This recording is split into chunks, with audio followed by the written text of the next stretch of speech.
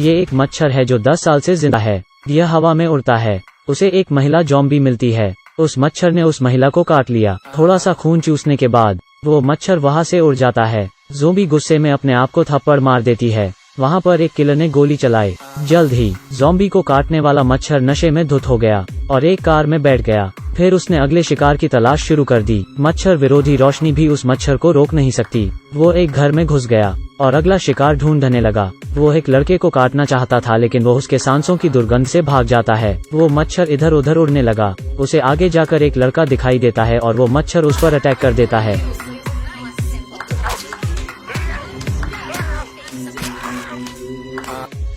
इसके बाद उसने उस लड़के को दर्जन बार काटा। अंत में वो मच्छर मर जाता है। फिर वो आदमी पूरी रात जागता है। उसने उस रात में एक अजीब सपना देखा कि एक लड़की है और उसके दिमाग के रस को लोग चूस रहे हैं। उन लोगों ने उस आदमी को भी रस का आनंद लेने के लिए आमंत्रित किया। दिमाग के रस स्वाद लेने के बाद वास्तव में वो अपनी प्रेमिका के बालों को चूसने लगता है। दूसरे दिन वो आदमी थोड़ी अजीब हरकतें करने लग जाता है, लेकिन उसके मुंह से अचानक खूब सारा लार निकलने लगता है। खाने के टेबल पर भी वो आदमी उल्टी जैसा महसूस करता है और फिर वो व्यक्ति दूसरों के जाने का इंतजार करने लगता है। तुरंत वो फ्रिज को खोलकर कच्चा मांस उठाकर खाने लगता है। उसे यह मांस स्वादिष्ट लगता है। वो खाना खाकर बस बैठ ही था कि उसे अपने अंदर हो रहे बदलाव का एहसास होने लगा।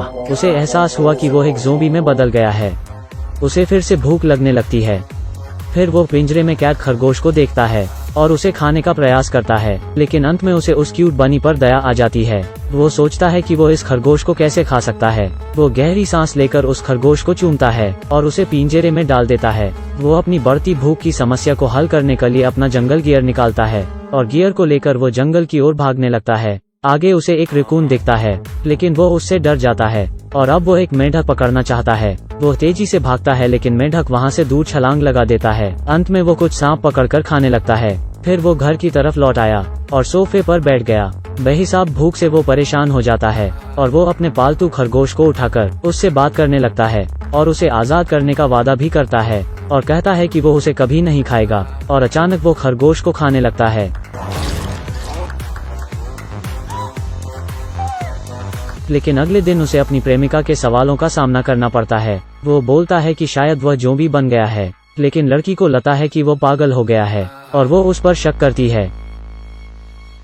वो कहता है कि उसे खाने के लिए पर्याप्त खाना नहीं मिल रहा है, लेकिन लड़की उसका यकीन नहीं करती है। यह साबित करने के लिए कि वो एक ज़ॉम्बी है, वो एक लोकल कसाई की दुकान पर जाते हैं। यह दुकान ताज़ा कच्चे मांस से भरी हुई है। उस आदमी ने कहा कि उसे किसी जानवर के दिमाग की जरूरत है। इस बात पर दुकानदार कड़ी प्रतिक्रिया देता है।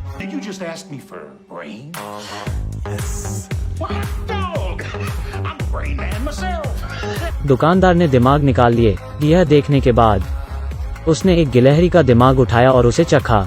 वो कहता है इसका स्वाद अच्छा है। दुकानदार इस बात से खुश हो जाता है। उसने भालू के दिमाग को बाहर निकाला जिसे गुप्त रखा गया था। वो बहुत खुश हो गया था। भालू का दिमाग देखकर वो आदमी उस दिमाग को खाने के लिए झपट पड़ता है।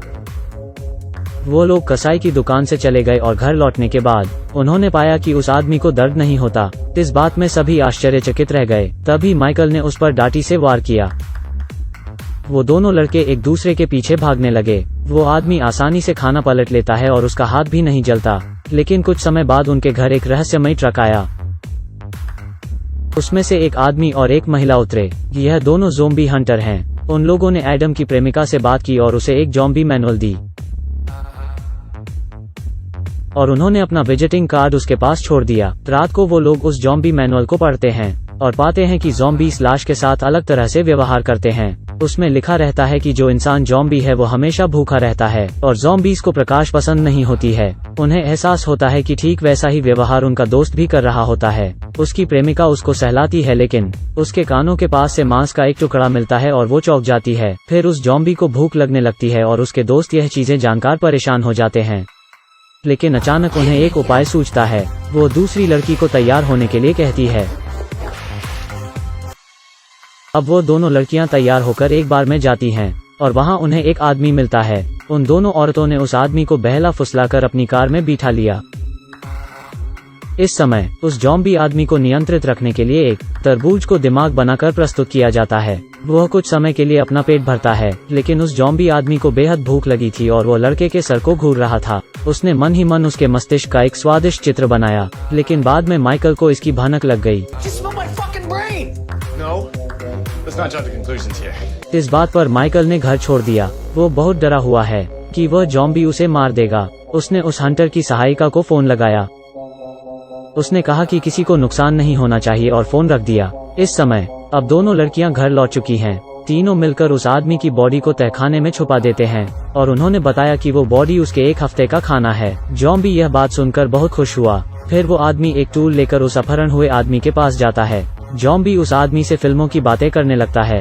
वो ज़ॉम्बी यह सोचने लग जाता है कि नशे में धुत उस आदमी को कैसे खाया जाए। वो कई टूल आजमाने के बाद बड़ी कैंची को देखता है। वो उसके मांस का स्वाद सोचकर खुश होने लगता है, लेकिन तभी वो हंटर अपना गन लोड करता है। अब माइकल भी वहां आ गया। वो उन्हें यह बताता है कि वो एक लड़के की बॉडी लेकर आए हैं। हंटर आदमी ने बताया कि वो उसमें उनकी कोई मदद नहीं कर सकता है। हालांकि उसकी सहायक महिला ने उसे समझाया, लेकिन वो हंटर आदमी अपने रास्ते चले जाता है। उसके बाद वो किलर घर के अंदर चला गया।